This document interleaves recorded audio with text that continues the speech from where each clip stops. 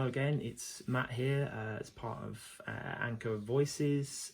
This is week 18 of the Bible plan, and I just want to speak to you very briefly, hopefully no more than 5 minutes, maybe a little bit more, I don't know, about 1 Samuel 15. And it's something, it was in a song when I was a kid. I remember hearing it by an artist called Keith Green, and the lyric was, "To obey is better than sacrifice." And at the time I didn't really understand what that meant. It was only a couple of years later, as a sort of in my teens, where I was randomly reading the Bible.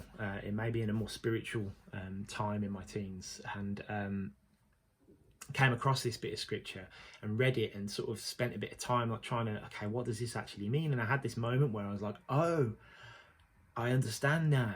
Obey is better than sacrifice. And to kind of put you in the picture, for those of you that maybe have not heard this story before, I'm sure many of you have. Saul is requested by Saul is the king of the Israelites. Is requested by Saul, by God rather, to go and wipe out the Amalekites, and Samuel passes that message on to him, and it's quite explicit, quite clear that he should completely wipe them out. Saul goes and does this, only he takes some of the stuff back for himself. He decides that some of the spoils of that are too good to miss, so he brings them back with him. And it goes on to say that Samuel was told by God he needs to challenge Saul because he's not done what he asked. So Samuel goes and says, look, you've not done what God has asked you to do. And Saul at first is like, well, yeah, I did. I wiped them out. They're not there anymore. We've completely wiped them off the face of the earth. And Samuel's like, well, no, I can hear sheep bleating. Pretty sure you haven't, done exactly what God asked. And then there was this moment where it clicked for Saul, and he realised that he was given instruction to wipe them out and leave nothing left, and he chose to take some of that extra stuff. And I think it kind of shows in his sort of apology, his realization that he'd actually bowed to outside pressure, people saying to him, oh, look at all this stuff, look at all this good stuff, we need to take some of this back for ourselves, because God would want that. We can give it to him as a sacrifice, and it's good quality stuff, and that will look good. If we take all this really good livestock and we sacrifice it to God, he'll be pleased with us because it's good stuff. And that was the mentality, and he bowed to that pressure, outside pressure, ignoring what God had asked him to do, and went with the consensus, with the peer pressure around him. And in that realization, he came to understand, having missed the whole point of this lesson that God was bringing out of it, which was that he really acted more out of religiosity than out of relationship, out of a feeling of, if I bring this good here, these goods here, and I give them back to Jesus, back to God rather, that he'll be pleased with me, and that's going to kind of bring me up the scale in some way, and God will be even more pleased. And bearing in mind, God had anointed him, and he was chosen, and God was regretting that at this point. And really the main thing, if we look at that and we think he was given something by God, he was given a mission and a mandate to do something, and he missed the key part of it and listened to the voices around him.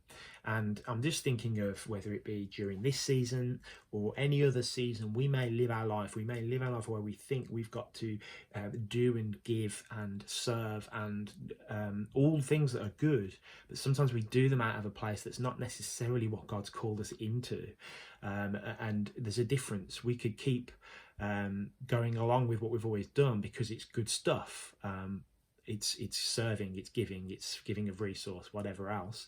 But actually God's saying, no, listen to me. I'm telling you, I'm giving you a direction of what you need to do, and you need to listen, because you can keep doing that, but if you're not obeying me, it's worthless. All of that stuff is worthless if you're not obeying what I've actually asked you to do. And the message is to all of us individually. We all have a calling. We all have something that he wants to call us into that is for us. And we can easily cover that up with all the things. Maybe they're easy things that we just do without thinking. You know, I do worship and I could keep doing that, but maybe God's calls me to do something else and I ignore it because it's like, well, the easy thing is worship, but God will be happy because I'm still giving him worship. And actually he's calling me into something else. And that's not a prophetic word for me. I don't think right now that that's what's happening. But that might be the case for some of us, that with other things, and definitely for me with other things, God could be calling us into something and we need to listen to him. We can't be obedient if we don't listen. So we firstly need to listen to him and spend that time finding out what it is that he has for us and what it is that he's calling us into. And then when we get a hold of that, we're obedient to it and we actually respond to it and we do exactly what he asks. And then sometimes his messages aren't that clear and we have to learn as we go along. And there is grace for that. It's not like we've got to be obedient and then if I make a mistake and I do the wrong thing here, you know, I've sinned. And it's not, that's not what it's saying. It's that we're constantly drawing from him as the source and we're moving out of that place so that we're obedient and we're acting out of relationship, not out of religiosity, not out of things that we feel we should do, and but more things that we know he should do, because the outside voices will come in. We'll sometimes be called into something that other people will go, what? Why would you do that? Look at all this stuff here. Why would you not use this? Why would, just like the people pressured Saul, saying, why would you not use all of this stock? This is madness to just burn all of this. But if God has called us into something that may be challenging for others around us, if we know in our heart what it is that he's calling us to, we can be obedient to that, and the voices around us are lessened and they fade, and we're solely moved and pushed forward by what it is that he's calling us into. So I just want to leave that there. Just want to encourage you to really listen to God, be obedient to him, act out of relationship with him, not out of a religious kind of understanding of what he you know might be the right thing to do, but actually out of a relationship with him, and be obedient to that, and God will bless what you do, and he'll be with you. So just pray that over all of you today, and have a great rest of the week, and hopefully see you all soon online and in person eventually. Bye.